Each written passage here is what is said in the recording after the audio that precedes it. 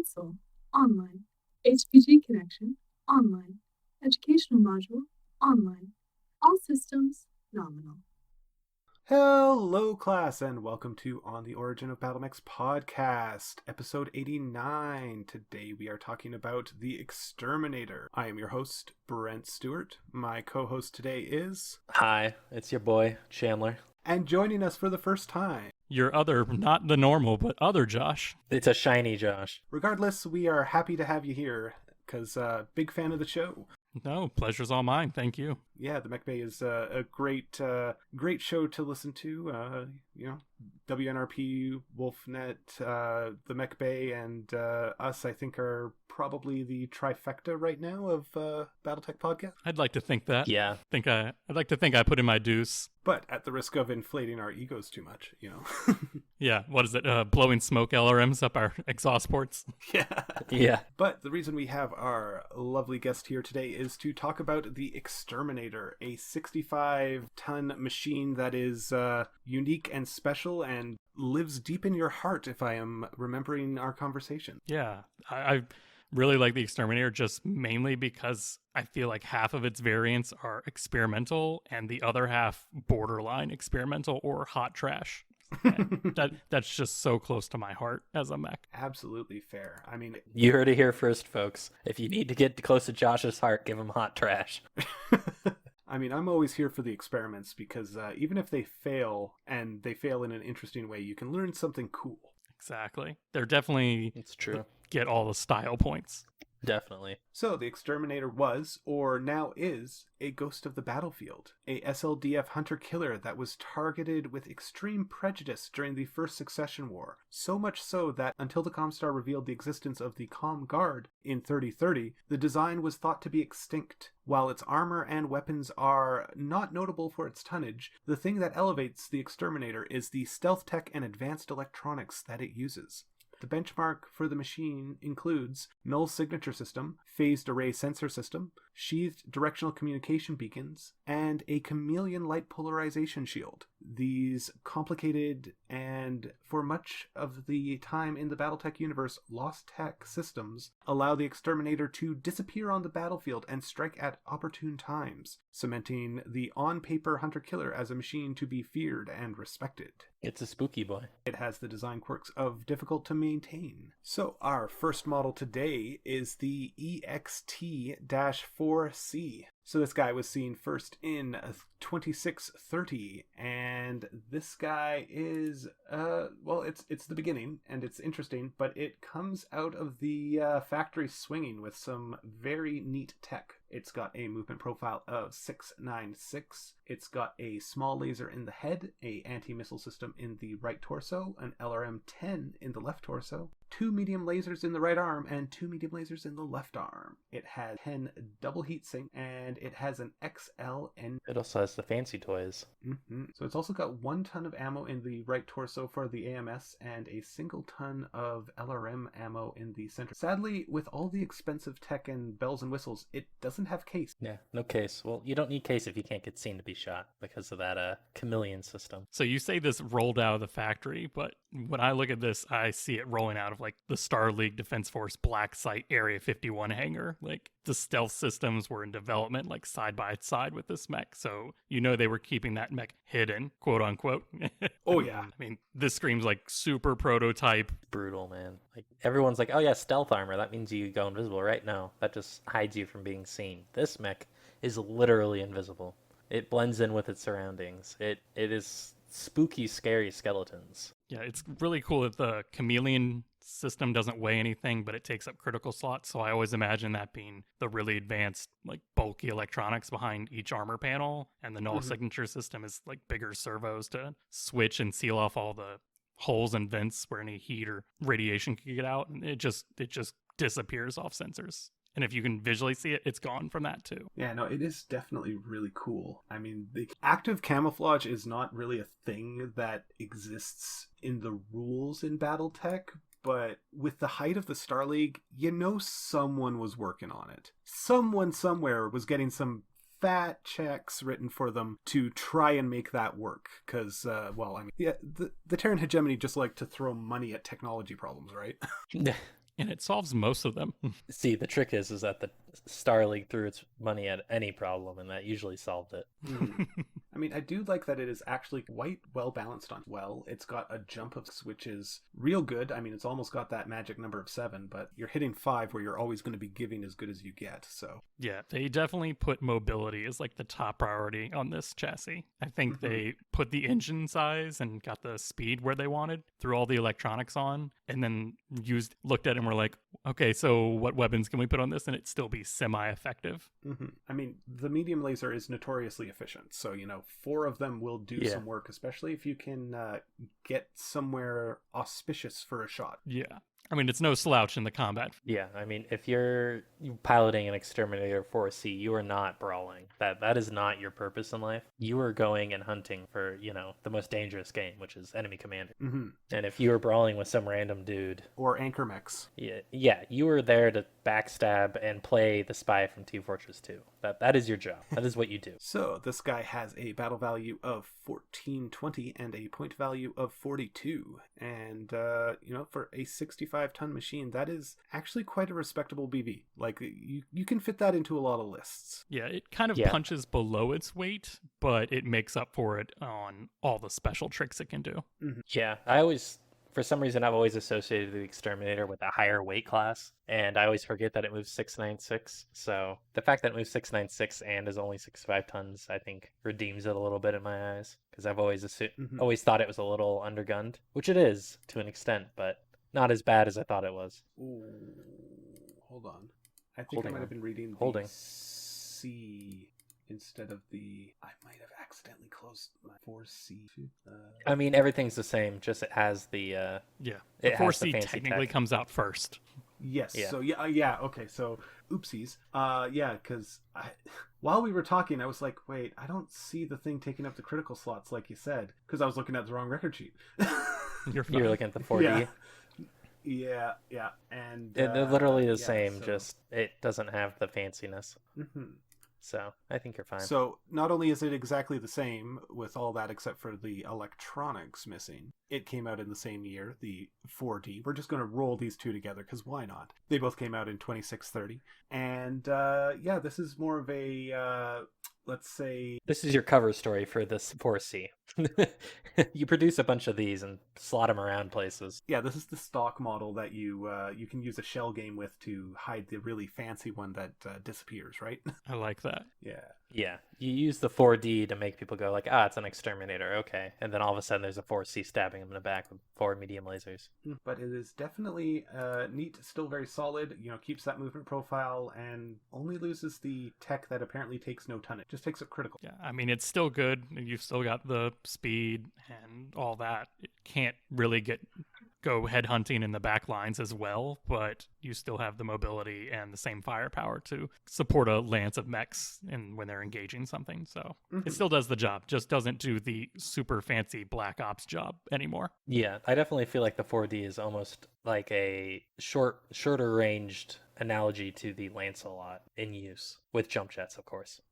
That's not a bad way to look at that. Instead of heavy lasers, it has a lot of smaller lasers and a missile launcher.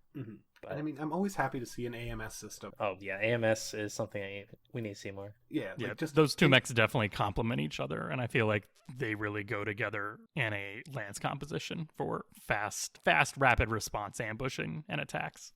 So the 4D has a battle value of 1385 and a point value of 37. Yeah, a little bit of a hit, but those null signature systems and stuff will also save you some C-bills probably on the back end.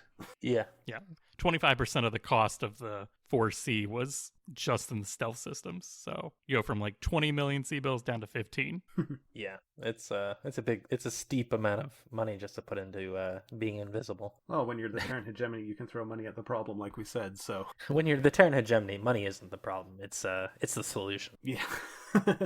So after the 4D, we have the 4DB for bling, but I guess that technically we've already seen with the 4C. So this 4DB was seen in 2718, and and it has a movement profile of 696. It has a different weapon system. It has a small laser in the head, 2 medium lasers in the center torso, 2 medium lasers in both the right and left torso, and the right arm has an R large laser. It has 11 double heat sinks. It has endo steel and an XL engine. I like it a lot. It even has more armor. This is pretty close to maximum armor. This one feels like something that the hegemony would really pair with Lancelot's and just say like, yes, go annoy the enemy. And then you just see a lance of Exterminator 4 DBs and Lancelot's run off into the distance. And you just don't see him for the rest of the campaign. They just come back and like, yeah, we just destroyed a bunch of stuff. You intermittently get radio communiques and be like, yep, you know that explosion? That was us. Okay, thanks. Bye. Yeah. You need a resupply? No, we don't use ammo. We don't use ammo. We only use the blood of our enemies. Mm-hmm.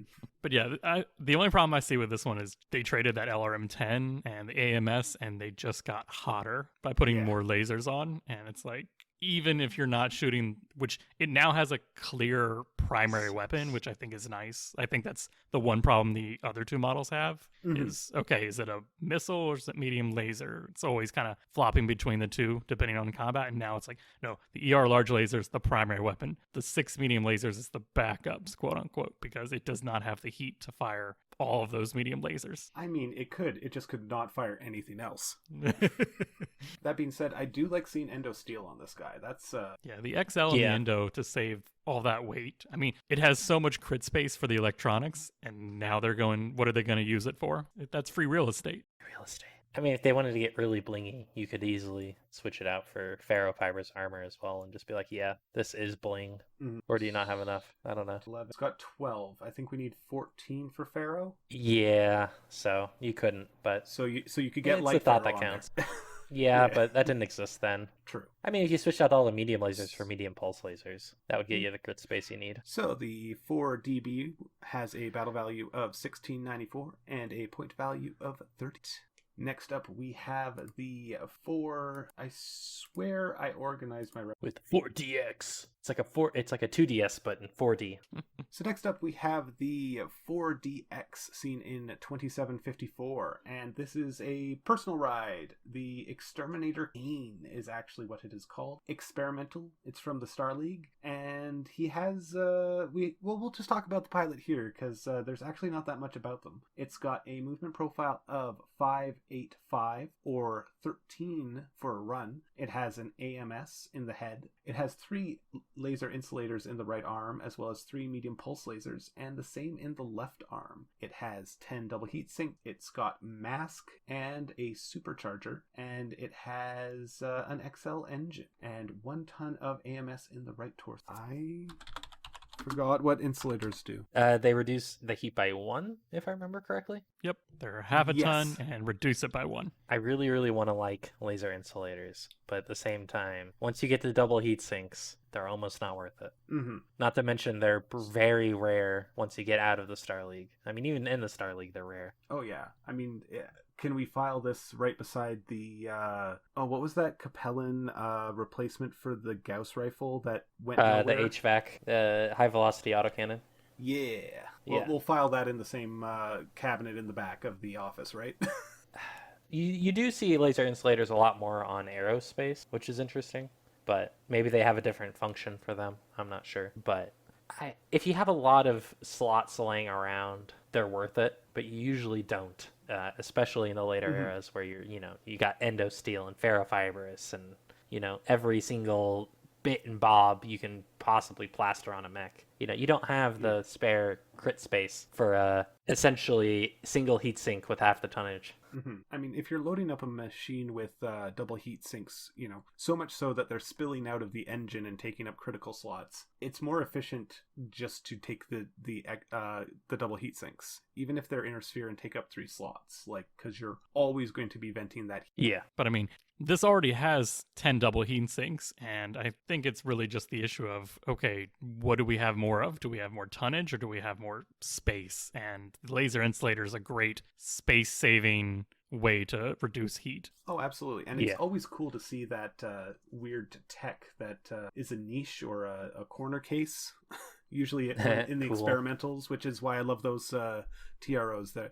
I legit love the experimental TROs because there's a lot of kooky, weird stuff in there. Oh, they're my favorite, personally. The mechs have personality. They've got like a crazy flaw that just makes the mech like, this is bad, but it was really good, or at least they try to make it really good at one thing, and that makes it fun. But for the laser insulators, I love it because the laser insulator is still a prototype. In the next year this mech comes out the year before the laser insulator is even prototype available. So this was kind of like The test ground. yeah, this was treated. The Kane was treated the same way as the 4C in that they built the mech with the electronic camouflage systems in mind. They used this and were like, hey, can we get a pilot to run a test bed of some new tech we're wanting to put on some literal fighter jets? Okay, cool, we'll do that. And I mean, they picked a good pilot because Kane is known for duels, even though he's not a gunslinger. In fact, his commanding officer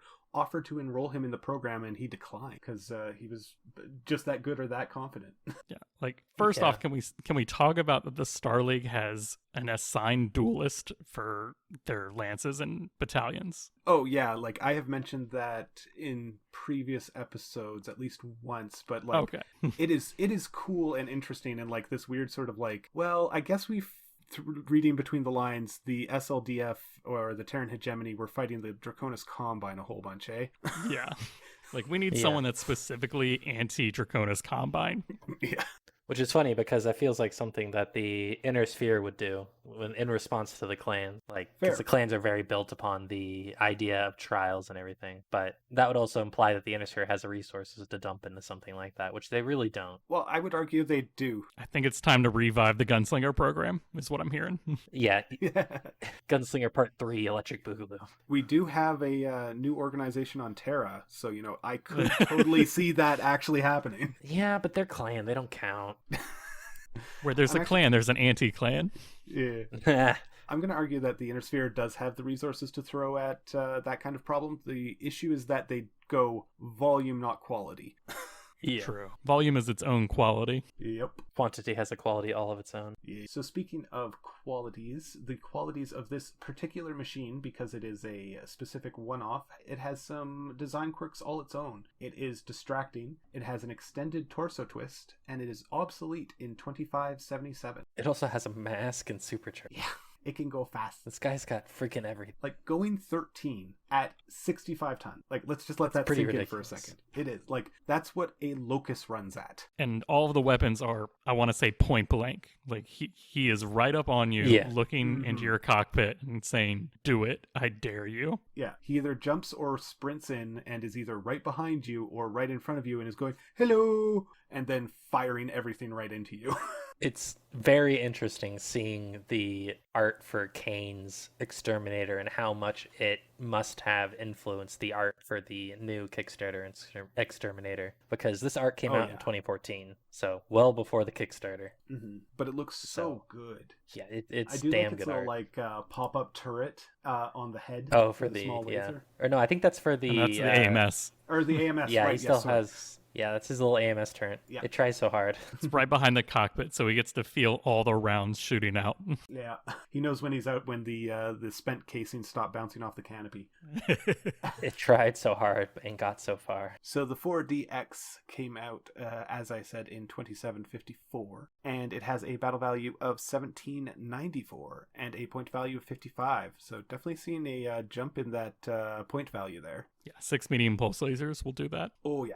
Yeah. So next up we have our first quote-unquote clan model of the episode, the 4DB-EC, seen in 2819, and this is a Jade Falcon dueling model. It's got a movement profile of 696, it's got a ER large laser inner sphere in the right arm, it's got one ER medium laser prototype in the left torso and one in the right torso, and then it has two in the center torso, and then it has a small laser in the head.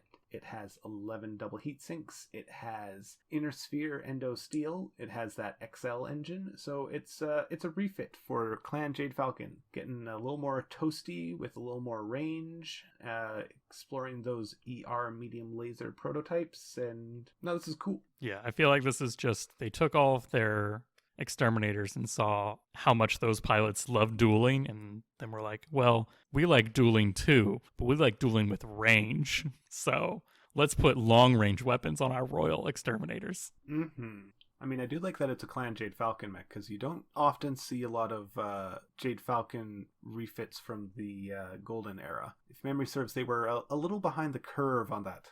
Where did all their extra tonnage go? They're missing.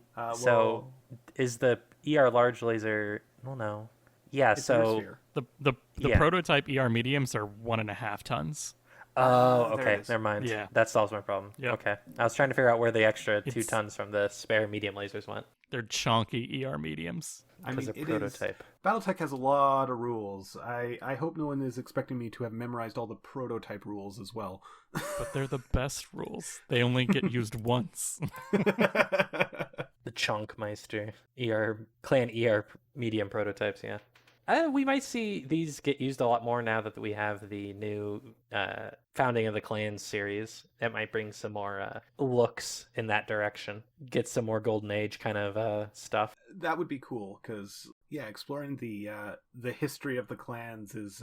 figuring out how they got to where they are is interesting to me, at least.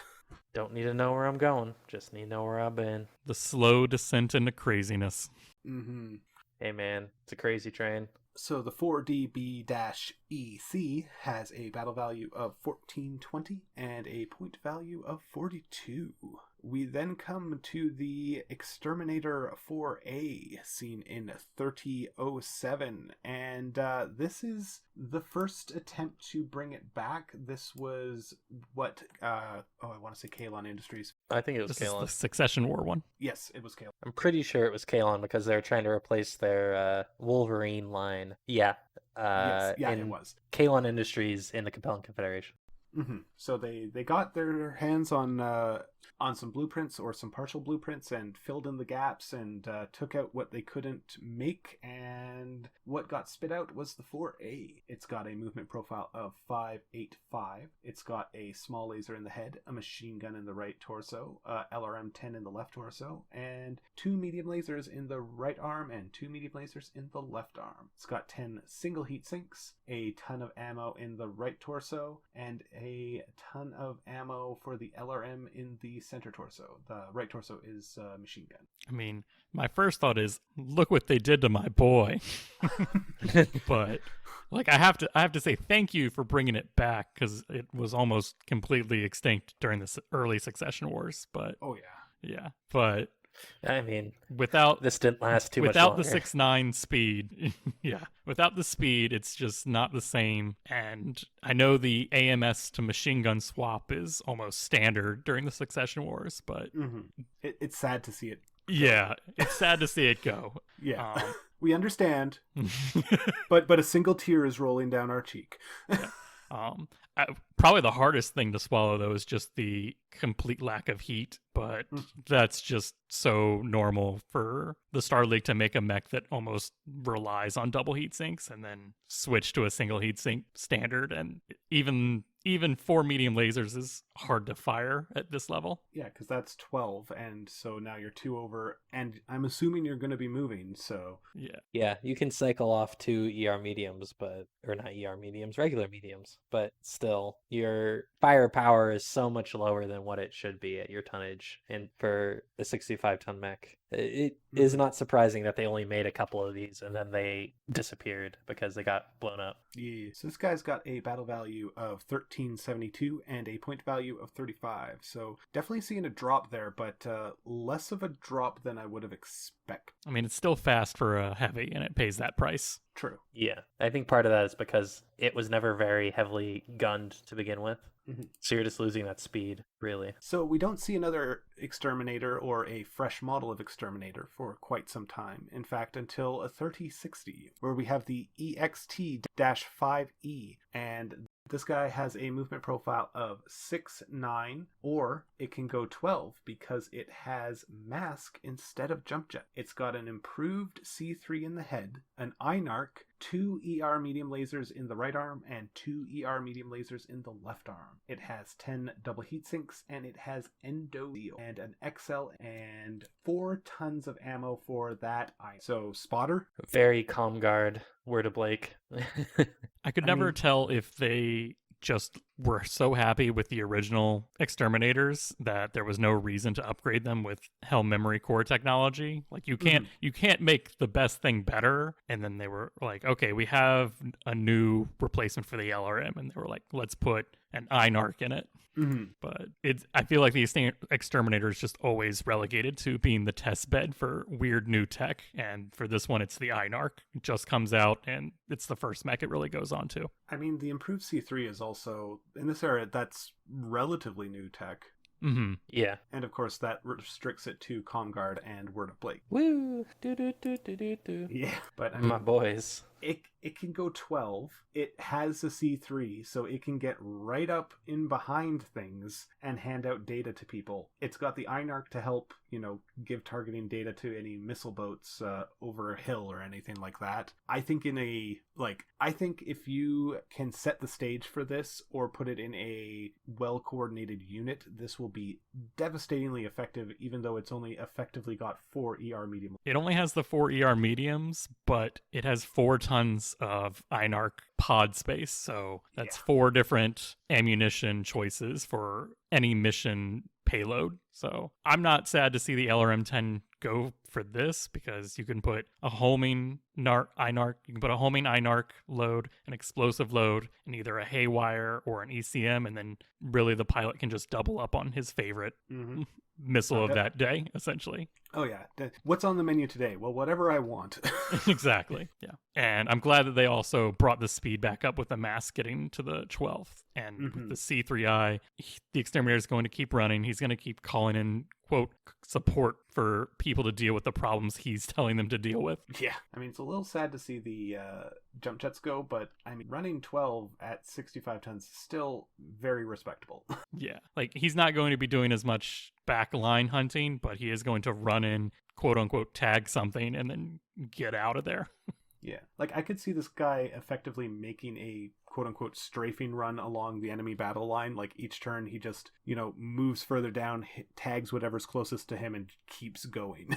Yeah. Oh, yeah. Yeah. The combination of the INARC and the improved C3I is absolutely ridiculous. Just being able to hand out the short-range data and give, what's it called? Artemis 4, essentially, and a -1 to hit for indirect fire is just crazy. Oh yeah. So this guy's got a battle value of 1532 and a point value of 49. We then come to the 5F seen in 3074. And this guy has the same movement profile of 6'9", It's got an ER small laser in the head, the improved C3 in the center torso, an MML7 in the left torso, and a light PPC in both the right and left arm. It's got 10 double heatsink, endo steel, an XL engine, and sadly we dropped down the ammo to 1 ton of LRM and 1 ton of SRM, but I mean, it's cool to see MMLs. Those are neat, and I think they deserve a little bit more time in the limelight. No case though. Yeah, I think this mech could be nobody, or if you're needing the case on the Exterminator, you're doing the Exterminator wrong, I think is what all the techs are telling the pilots. Yeah. Like, please do not get shot. This mech cost a lot of money. Pats him on the head, buckles him in. And I mean, light PPCs are always cool to see. I mean, with the light PPCs and the MML7 and the improved C3, this guy could definitely just hang back with fire support and plink away at stuff. Yeah, he's definitely second line. He's not making the phone calls with the C3I. He's the one answering and then putting the long range fire down for the more equipped Exterminators, I feel like. Yeah. This Exterminator is weird. It feels like they had an Exterminator production line and were just trying to shoehorn it into a role. And like, it's cheaper for us to just produce Exterminators to do this, not as well as a new design. I mean, retooling costs are a thing. Yes, and time, which if this is either the ComGuard or Word of Blake, they don't have time. No. So this guy's got a battle value of 1485 and a point value of 50. So next up we come to the 6CF. Yes, and this guy was in Experimental Tech ComStar. He's got a movement profile of 6'9". He's got a medium pulse laser in the head, a medium pulse laser in the center torso, an MML7 in the left torso, and a light PPC in both the right. He's got 10 double heatsink steel, XL engine, and we see the triumphant return of the null signature system and chameleon light polarization. And just for you, Chandler, case 2 in that right torso. Yay! We skipped case, went straight to case 2. Yep. Oh yeah, none of the other ones had case. Yeah, we just went straight to case 2. Yep. Had to have the most high tech. It also gets a revamp of the art, we'll say. It does a little bit of different shading on the panels to kind of reflect the chameleon armor that it has. It's wearing mirrors. The pose doesn't do anything, but No, the pose does not give it favors. But I like this one. This one's, I feel like, is the ComStar's reproduction of the 4C, the original stealthy one. So they used the last one they made 5 years ago, the 5F, as the new kind of baseline. Mm-hmm. They probably only had like 5 or 6 chameleon and null signature systems like in crates that were like left in a warehouse that they just refound. And we're like, hey, these have written put on Exterminator, and we followed the instructions and it goes right onto the Exterminator. Who would have thought, right? Either that or like they're in a big crate listed removed from mechs sent to Draconis Combine. Do not distribute. But it's nice to see the stealth systems come back. They traded the C3I and no, it's just the C3. Yeah, they traded the C3I network for all of that room. Mm-hmm. And so now they're going to throw 2 more medium pulses on. So they're kind of bringing back a little piece of each of the Exterminators for this one, I feel like. Like it's got the brawliness of the Kane Special Edition, the long range of the 5F, and then they went fully into the MML7 with 3 tons of ammo. Yeah. So it can do the long range fire support, or it can do the brawling in your face. Now, I can't remember. Can MMLs shoot Infernos for SRM? Yes. Well, I think I know what I would load out. They can do anything an LRM or SRM can do. Right. So this guy also has the design quirks because it is a special boy of having the null signature system occupy a 1 slot in every location. It's got a chameleon light doing the same, except in the right arm, torso, and leg, and left arm, torso, and leg. So not the center torso. And it also has the design quirks of prototype, difficult to maintain, non-standard parts, and sensor ghosts. Now, what makes me sad is that this wasn't around much longer because the Republic of the Sphere dissolved the comm guards in 3081. So this is only around for 2 years. So they probably made like 3 or 4 of these, realized how great they were, bankrupted all of their arms production, and then got essentially closed down. Mm-hmm. But I don't think the Republic of the Sphere wanted ComStar making the premier stealth mechs again. Yeah. But I would like to think the 4C is proud of its great grand mech. Definitely. So the I looked it up because Sensor Ghost is not actually one I think I have seen before, and that quirk allows it causes a penalty to hit and in the detection phase if more than half of the unit has the quirk. You know, if that unit has it, because that's ambiguous grammar and wording. So this belongs in a purely dedicated stealth lance or level 2. Yeah, or the units that are part of the whole force that you are combining. You know, they will be easy to see if they don't have that, but he can hide out, and you know, maybe that's bait. Yeah, I definitely see this one as the intelligence and superiority fighter, I should say. Yeah, and I think even if ComStar wanted to put C3I on this, I'm pretty sure that either the chameleon system or the null signature system immediately makes that not work. Because I know stealth armor essentially acts as opposing ECM on whatever mech is activated on. So this guy's got a battle value of 1592 and a point value of 44. Yeah, can't use any additional special targeting systems with the null signature and chameleon. So no targeting computers, no C3, no C3I, or satellite uplinks. So it's whatever the mech is carrying, essentially, if he's stealthy. Mm-hmm. One or the other. So we have our final Exterminator of the episode, the EXT-7X, seen in 3148. And this is the brand new boy with the brand new art, which looks absolutely great. It's got a movement profile of of 585, or it can go 10 when it has its supercharger engaged. It has 2 medium VSP lasers in the left arm, same in the right arm. It has an ECM Suite Guardian in the right arm as well. It's got an MRM-10 in the left torso, laser anti-missile system, and a ER small laser in the head. The missiles were in the left torso and the anti-system the right torso. It's got 13 double heatsink. It has a double XL, and it has stealth arm. And coolant pods. Yep. Where are the cooling? Left arm. There they There's are. one left coolant arm. pod. Yeah. One cooling pod in the left arm, taking up the 4 to 6 ore slot. So super fragile with that double XL engine. Oh yeah. Yeah. In Alpha Strike, it has one structure, and the composite. Yeah. Yeah.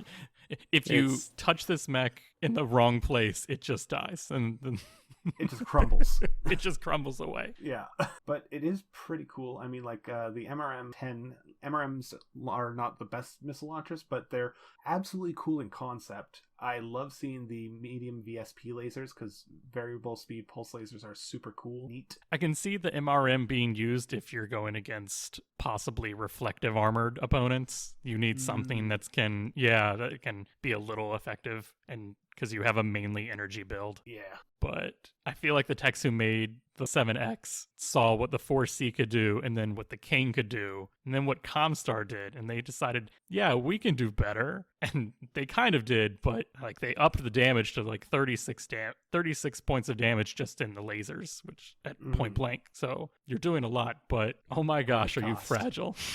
Yeah. You're not only fragile, but you make Black Knight pilots cry when they see how glorious this mech looks on thermal imaging. Yep.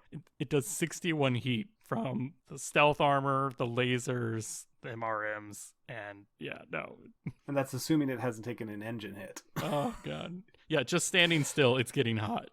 Yeah.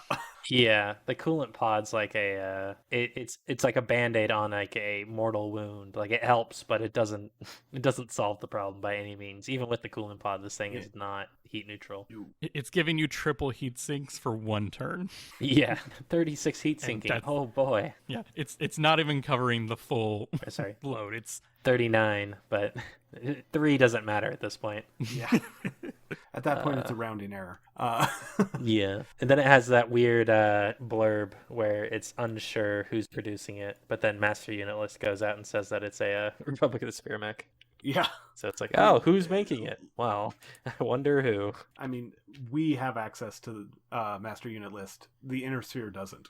That's true, yeah. Yeah, but I mean, let's be real. Who was actually going to be making this? The Republic of the Sphere shut down ComGuard and, annexed most of the Word of Blake. Nobody else is really going to have the factories that built the other ones.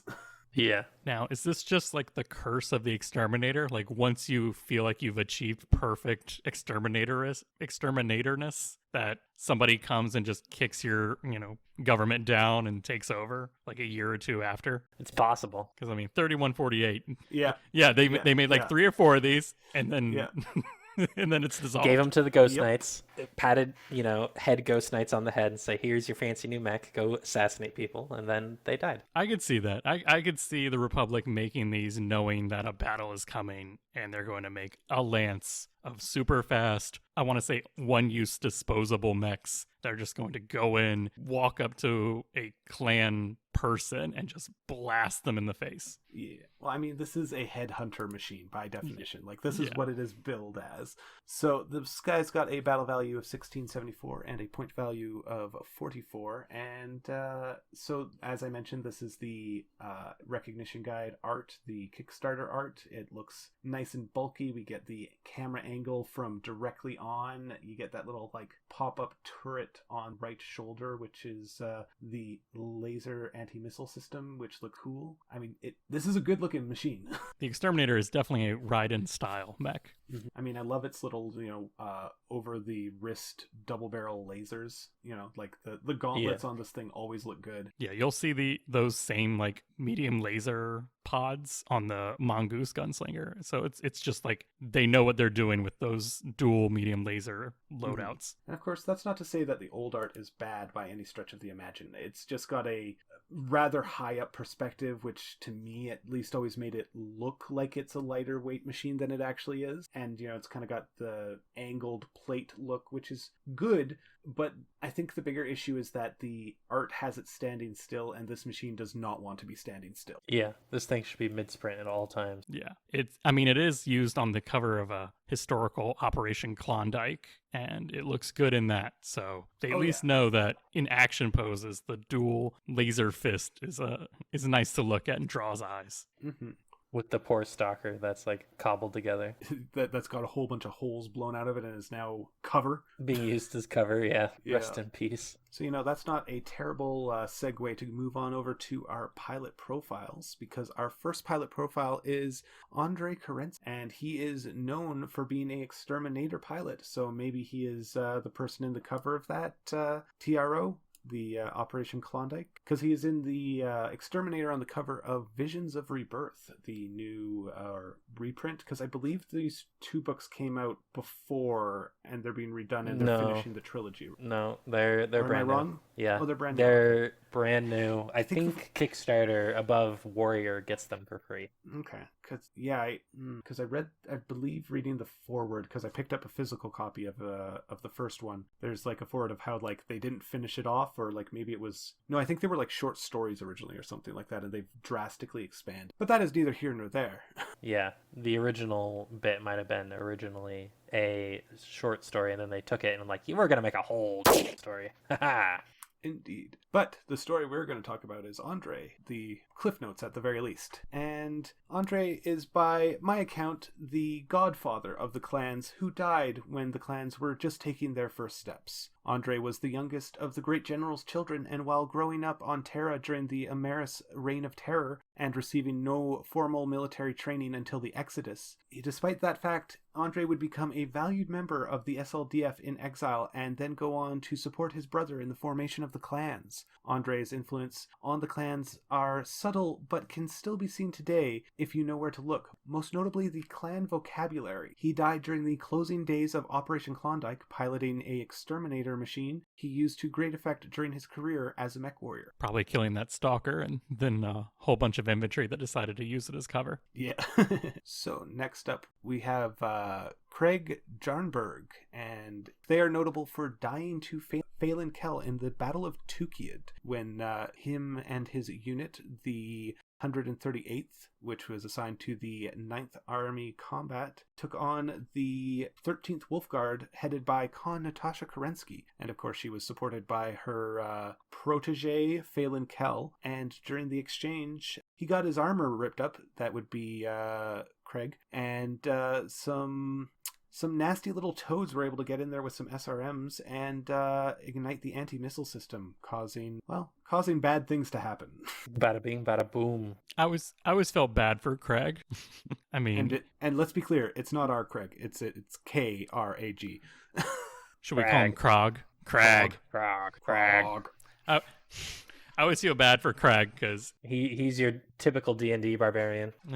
Yeah. Because he was told to hold that ridge and hide out, and he knows that the airstrike's coming, and he can't blow his cover, so he just has to take it. Mm-hmm. And his armor gets ripped open, and the irony of getting SRM'd by an elemental and that hitting your AMS, which should hopefully be SRM proof, and dying to that. It's just so bad.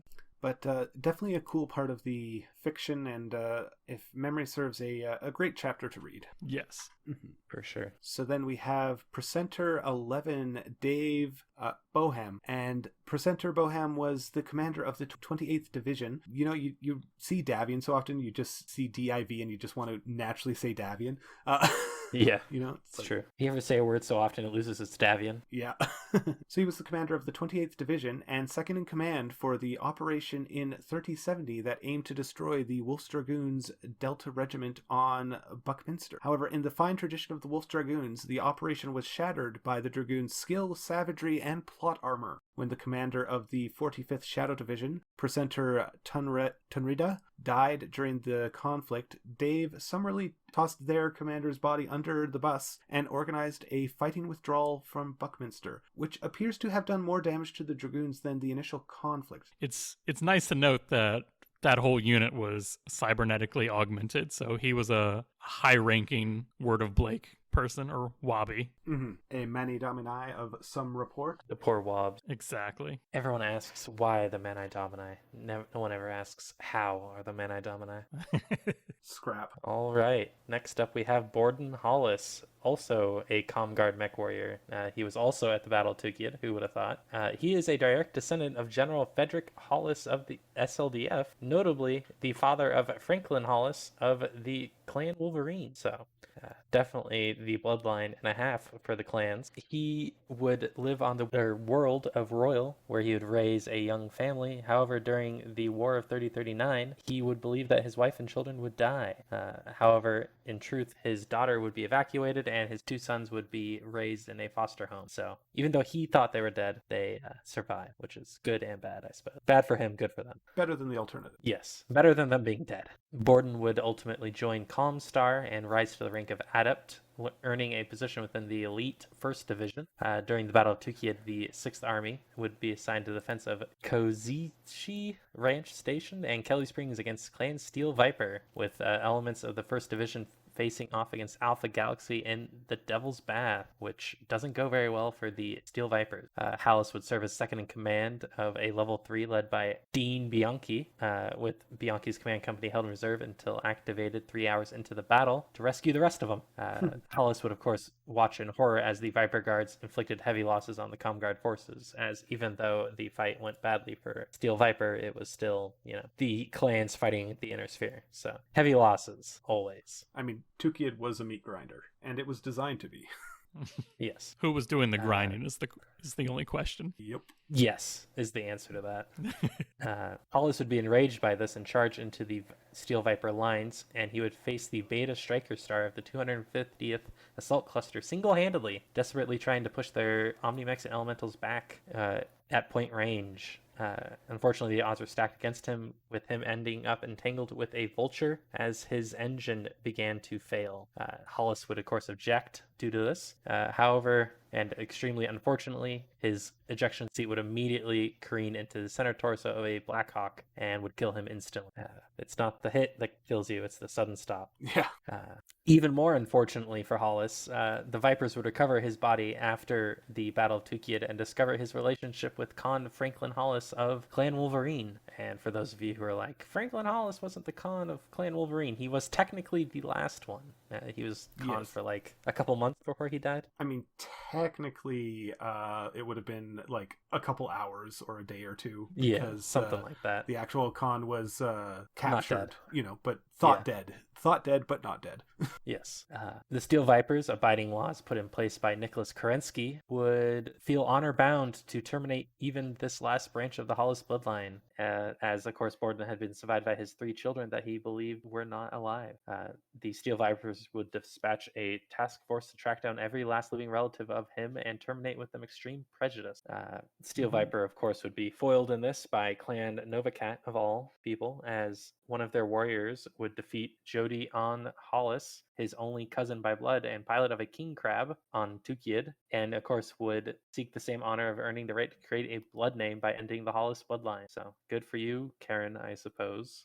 Bad for the Hollis family, though. Yeah, I mean, that name's got some baggage. Yes. Something to note about Hollis's Exterminator is it's mentioned a number of times in the accounts of the Battle of Tukid that his Exterminator had a autocannon. So either the account of his battle was wrong, or he had a very heavily customized Exterminator. So, I mean, seeing as an Exterminator, I wouldn't be surprised if it was customized, especially since he was a relatively high-ranking pilot. Yeah, no, that totally makes sense. So now that we have finished up our pilot profiles, we are going to move on over to our data dive, and for that, I'm going to throw over to Chandler. All right, and where we last left off off with the data dives. We, of course, were talking about ComStar, our favorite guys who control all of the radio wave. And where we last left off, we had just concluded the first two parts of Operation Silver Shield, which had gone off without a hitch.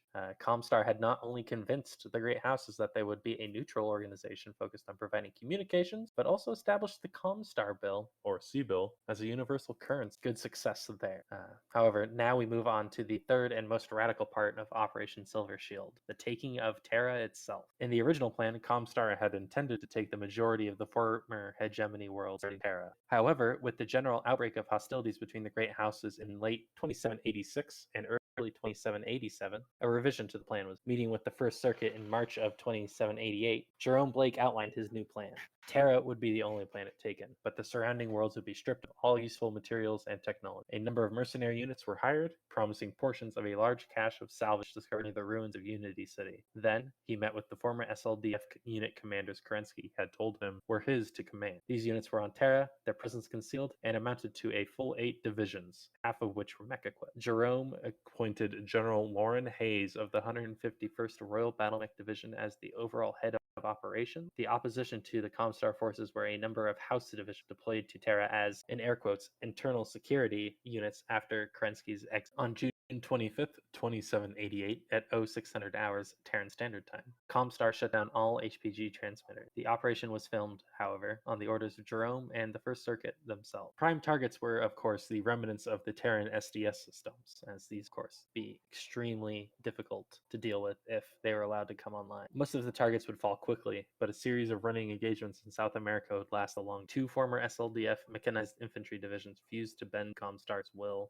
and holed up in the Amazon rainforest. Stymied by the difficult terrain, it took the combined assault from the 13th Royal Infantry Division and the remnants of the 251st Battlemech Division's 3rd Strike Regiment. However, both sides would suffer heavy losses before hostilities ended, with the 2 rogue divisions starting to sell. ComStar is making their moves.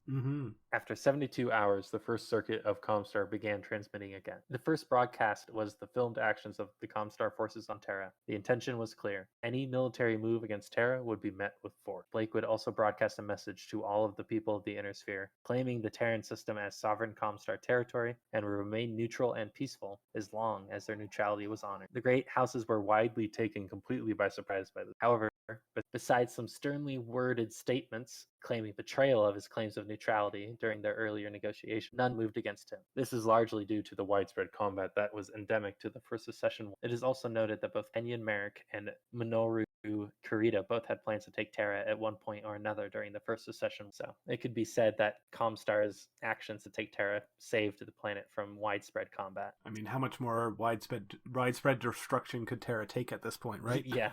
See, ComStar does good things, guys. Cue Josh saying stuff bad about ComStar in the background. Yeah, air quotes on that good, right? Yeah. I mean, it's Battletech good guy. They're not great. Yeah. I mean, like, Battletech is like Fallout. Even the good guys are not good guys. Yeah. ComStar is very much Brotherhood of Steel. All the cool tech, all the cool toys, some weirdly monastic, ethically motivated bad stuff. Yeah. Oddly monastic. And like pseudo-religious destiny. Exactly. Yeah. What's not to love? The religion. That is the religious part. Yeah. Well, good news. There's some ComStar that really likes the religion and some parts that really don't like the religion. Hi, I'm a secular ComStarist. Would you like a pamphlet? Would you like to sign a contract? But no, you're right that this is still almost right after the liberation of Terra during the Civil War. Like, how much is worth on there besides just the idea of Terra and the seat of exactly. Yeah, I mean, Terra at the very least will always be a symbol. Yeah. You hear that, Alark? It's just a symbol. All right. After this, ComStar would begin to consolidate their holding. Dropships would land on New Earth, specifically former headquarters of the SLDF, strip all the facilities of any and all useful materials, equipment, technology, and military hardware. All that wasn't immediately used was meticulously mothballed and concealed on Terra, a plan reserved for a potential rocky future. Jerome Blake himself would claim that this was insurance policy against the wars of the Great House. And, he wasn't wrong. Yeah. I mean, you got 4 of those dang secession wars. Then the clans came back. And then we get a civil war. And then we have a jihad. Yeah, it's a bad time. Mm-hmm. Following this, Jerome would begin to turn his attention to actually running ComStar in all of its glory. While only a technician during his early life, he had a natural aptitude as a political economic. Using the newly formed Sea-Bill and the demands of the First Secession War, ComStar would begin to climb out of its deep pit of loans and debt with the Great House. Loans and debt largely incurred during the massive rebuilding programs undertaken after the Amara Civil War. In 2802, Jerome would announce to the First Circuit that ComStar was truly making a profit for the first time since its inception. However, this was not without its negatives. To do so, Blake had focused on planets which would net ComStar the biggest profits. In 2802, only 50% of the world's once part of the HPG grid were reconnected to the new system, almost none of which were located within the periphery. It is debated whether this was due to a pure profit motive or an underlying mistrust. Internal ComStar memos certainly portray Jerome Blake as a man with deep mistrust of the periphery, with direct quotes laying the blame of the destruction of the Star League at their feet. After all, was it not them who started the chain of events that led to the fall of ComStar? Was it not them that lit the spark in the new Vandenberg uprising that eventually engulfed the entirety of the Inner Sphere within the fires of the Amara Civil War? The worst ever seen in the Inner Sphere even unto now in the 3150s? In either case, contact with the periphery nations was largely lost, and it would take several generations before contact with the edges of the periphery would be reestablished. Jeez, Jerome, way to be I mean, the poor guy was on vacation when the Civil War started. Like, he just got out lucky. It's true. Man, I just wanted to have a good vacation. Yeah, and I mean, to be fair, also, even during the height of the SLDF and the Star League and all of that, not every planet had an HPG network. Yeah. HPG stations are expensive and difficult to produce and maintain, and it takes time. Like, they are literal compounds. Yeah. So it's not like you can just drop one. I mean, the SLDF tried, I'm assuming. They're like, okay, how do we make this all into one convenient droppable pack? Well, it's a military-grade mobile HQ is what it is, and that's your pop-up shop, and it's expensive. I wouldn't be surprised if some crazy SLDF technician was like, I'm going to design a dropship that all it is a mobile HPG base. And you just land it on the planet and boom, you've got an HPG compound. Done, built, boom. And then the SLDF took two looks at it and said, mobile HPG, and chucked it out the window. I still love that he is the highest ranking person available, and he was just, at that time, the lead technician of like an okay planet. Not a great planet, but like an okay. He's a class A, so it's pretty good, but like the planet, Mm-hmm. It's no New Avalon or Dirian or exactly. Luthien. Yeah. It's Oliver. You've never heard of Oliver before? Planet Oliver. You hear of Oliver like twice and then never again. But I mean, it's interesting how, like, even if you look at the history of the real world and such, fate and history can turn on a dime of stuff like that. Like, someone just went out of the room before the assassins came in because they were going to use the John or something like that. Someone took a wrong turn in Sarajevo. Yep. Whoopsie. Okay, I'm reading now. Oliver was actually a really good planet. Okay. I was wrong. What was it? Yeah. It was a big manufacturing Oliver. planet for the Terran hegemony. I know, right? Poor Oliver. So, I mean, let's be real. I actually don't even know where Oliver is on the map, so let's look it up. Now that we got that brand new it's like really close map. to Terra. Yeah. Where is Terra on this map? So, I mean, unfortunately, the to new the maps right. are to the right. The new maps are great. It's like just one jump out of away from Terra, but like it's also really fragmented because there's still Jade Falcon territory. There's Republic of the Sphere territory. Like, I'm assuming that's going to get evened out a little. There is a brand new map that has almost up to date. Like, it's all the way up to Hour of the Wolf. Nice. There it is. Thank you, Mark, by the way. You know who you are. Here, I'll link it in the Discord. Podcast, bada boom. But it's got everything. Information overload. I know, right? At least it's really easy to find much. Terra. Yeah. Let's look for the center of it. All right, Oliver. Was it to the left or right of Terra? To the left. Yeah. To the left, to the left. I don't think it's on this map. It's right above Graham and Devil's Rock and Pollux. Yeah, there it is. Yeah. Oh, yeah, it is right there. Yeah. Yeah. Today's just jumped episode into is our brought to you episode. by Oliver. You just jump from Terra to New Earth and then to Oliver, and you're there. Yep. Take a nice detour to New Earth for your favorite deli. All right. So this is where we will leave off. ComStar riding high on success and rebuilding the framework of government, even as the great houses slugged it out in only the first of the secession. Tune in next time as we talk again about ComStar. Dun, dun, dun. So you're committing us to doing ComStar on the next episode then? No, it next time. It doesn't have to be next time. It could be whenever we talk about ComStar again. When we next speak of ComStar. Our sources for today are Sarna, Battletech Battlemech Manual, Master Unit List, Succession Wars TRO and Record Sheets, 3050 Upgrades TRO and Record Sheets, Operation Klondike, The Golden Century, Experimental Tech ComStar, Experimental Tech Gunslinger, and Ill Clan Recognition Guide Volume 14. I used ComStar. That's a lot less experimental. With the Space I'm Wizards. joking. That's literally all it's called, is ComStar. Yeah, with the wicked Space Wizards on the front. Yeah, it's got some 80s space, like, heavy metal wizards on the front. Something you see on the side of, like, a van going down the road. It's just missing the Hey unicorn. kid, want some religion and technology? Hey kid, you want some interstellar communications? The first message is on a reduced rate. Oh god, yeah. I'm looking at getting internet right now, and it's so annoying that, like, after the first year the rate goes up. Like, what the why? No, enough about me complaining about internet. Did you have any references, Josh? No.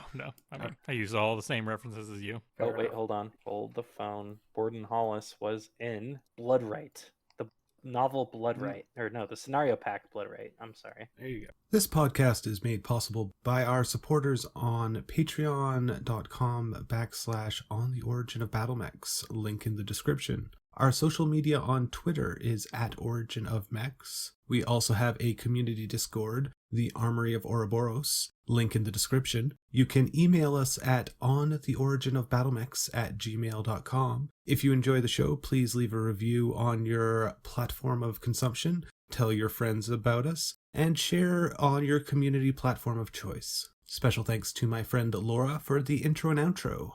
Our Ace Pilot Patreons are John Keith III, Metal Ed, and Stahlkater.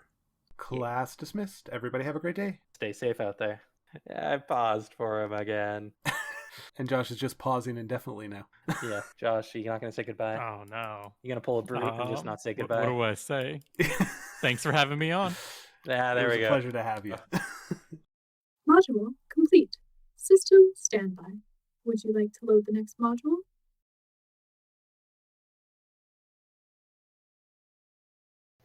I don't know. Do you have to pay for those? I mentioned it to Josh here, but I came up with the idea of what was it? Basically, like a spin-off of the Immortal Warrior series. The Mortal Warrior. No, it was like the Scarlet Scorpion or something like that. You know, like, you loved her in The Immortal Warrior takes on the Draconis Combine. Tune in this fall for her debut movie, The Scarlet Scorpion, to tame a snake. So wrong, but so good. It sounds like something deliciously the cheesy Goliath 80s. Scorpions would have as propaganda against the Snake Alliance. What's Or it, just straight up against the Black Widow. Yeah, that works too. Yeah. I don't Yeah. know. Someone's I'm a big fan of the Same. Snake Stompers. Snacks.